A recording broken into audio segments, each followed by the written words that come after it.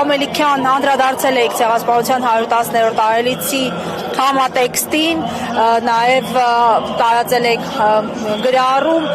Ես ուզում եմ խոսենք այսօրվա իրողությունների կոնտեքստում ստեղծված իրավիճակի մասին եւ կասկածի տակ է դրվում Ցեղասպանության փաստը պետության ղեկավարի կողմից բաց ակնարկներով։ Ինչով եք սա պայմանավորում եւ ինչպես կանխել սա։ Սա հենց այն դեպքն է, որ մեր ամենամղձավանջային երազում այնքան չէին կարող պատկերացնել, այսինքն դուք պատկերացնում եք հայ մարդ, հայ մարդ,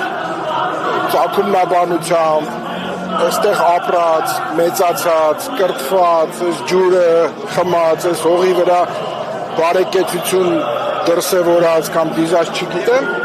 մարդ է, որ փորձի ինչ-որ գիտեք այսպես մենք չենք ժխտում, մենք չենք ուրանում, որևէ մեկ այդ փաստը կասկածի տակ չի դնում, բայց եւ այդ բայցից հետո ասենք կարող է այդպես էջերով ինչ-որ բաներ փորձեն չարել, սա բնականաբար մեղմ ասած անընդունելի է եւ ամենաեղկելի ու ամենազզվելի արարքն է երբևիցե, որ հնարավոր է պատկերացնել, հա։ Դրա համար եւ այսօրվա ջահերթը, եւ վաղվա երթը